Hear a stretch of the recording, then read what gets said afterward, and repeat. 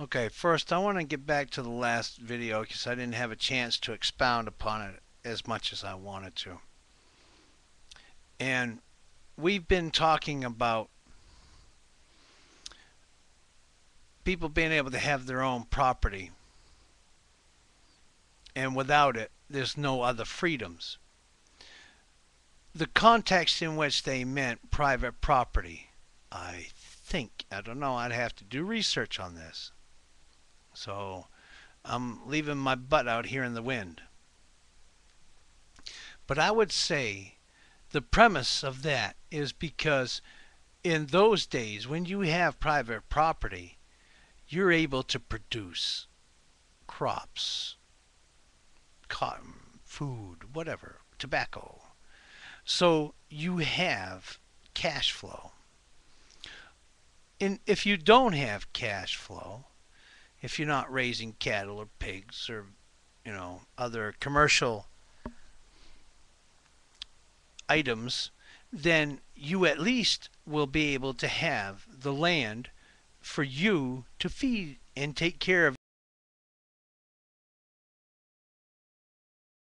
yourself, unless you just happen to want something that somebody has that you think, oh, I gotta have this, make my life wonderful. So please keep it in context. And some of these things that this is an innocuous statement. It's kind of vague. Ownership of private property is essential to guaranteeing individual liberty.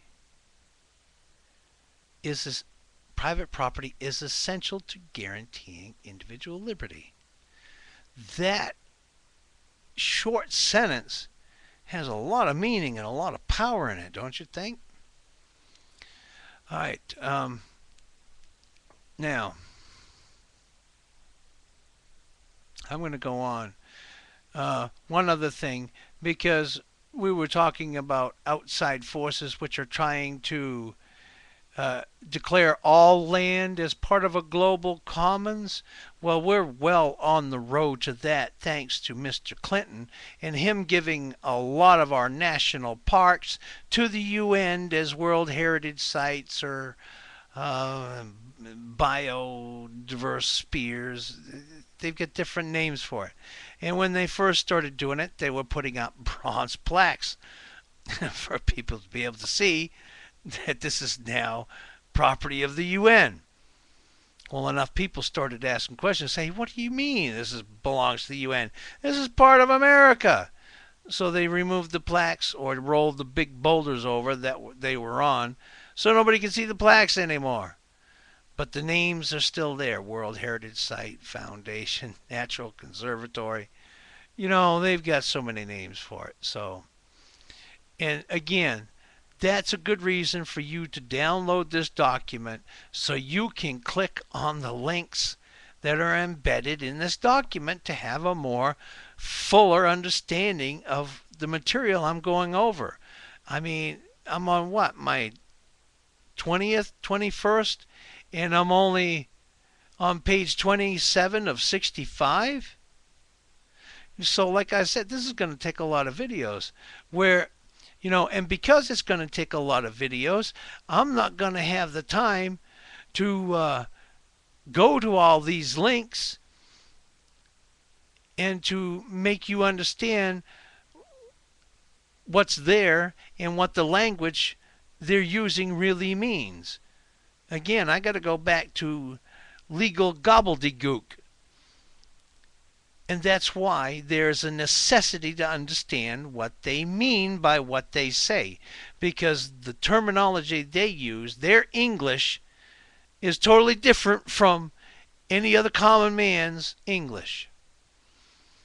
Perfect example I've thrown up before. You look at Black's Law Dictionary.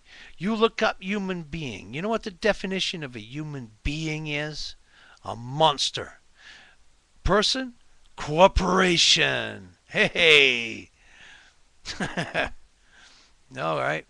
Now, this is the footnotes. But I want to redo the little first small paragraph above it. Internationally, there are outside forces threatening to establish an absolute tyranny over private ownership of land through a declaration that all property is part of a global commons, which it declares cannot be owned or controlled by an individual. To that end, a horde of private organizations armed with international treaties, soft law policies, and arbitrary directives have fanned out across the nation, transforming the American system of government, assuring private land is locked away or controlled to the point of rendering it worthless to the owners. Now, my ancestors, one part of them, see, like I say, I'm dual. I'm Native American and I'm English. The English side, I don't know if there's any Hines. Uh, I can't use that name. That's copyright name. I don't know if there's mixture of the bloodlines in the English side of my heritage, but I know Native American is Native American, period. Uh, so until the start of the early 1900s is when my grandmother and grandfather got married on one side of the family. So that's how long it took for the intermixing and the recognition of the need for recognition so they can carry on. All right, learn more about the subject matter of this article. Read the Fifth Amendment. Read the petition to the federal courts regarding the taking of the Kilos private land for private purposes and the decision by the Supreme Court. See the related Continental Congress 2009 video presentations. Tom DeWeese, President, American Policy Center, introduces Michael Shaw, Director, Freedom Advocates, Property Rights Litigation. Dr. Michael S. Kaufman, Executive Director, Sovereignty International Incorporated, The Decline of Property Rights and Freedom in America.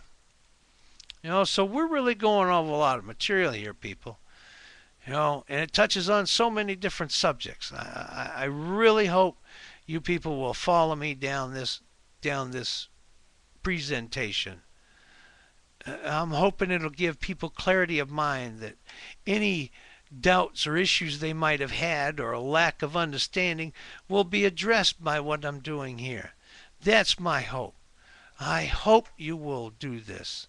Please, not from me, for yourselves. Only thing, no, I ain't going to say what I care about because they might take it away from me. All right. So we're done with that part. Now where these actions subvert the principles of the Declaration of Independence and destroy the governing authority of the United States Constitution. Together we can reverse this trend towards collectivism and uphold the principles of property enshrined in the Constitution, which should forever reign supreme. All right, now next section is constitutional provisions, but I'm not going to go into it because I want to point out a simple fact about the way things are going as far as constitutional government and everything else and private property ownership. And it doesn't really look like I might have time, but I'll try. 1930, Geneva, United States becomes an incorporation by a court ruling in 1933, Erie versus Staunton. America becomes incorporated. It's a corporation now. No need to adhere to Constitution because it's a corporation, no longer a government representative of the people by the people. That's what we need to address and kick out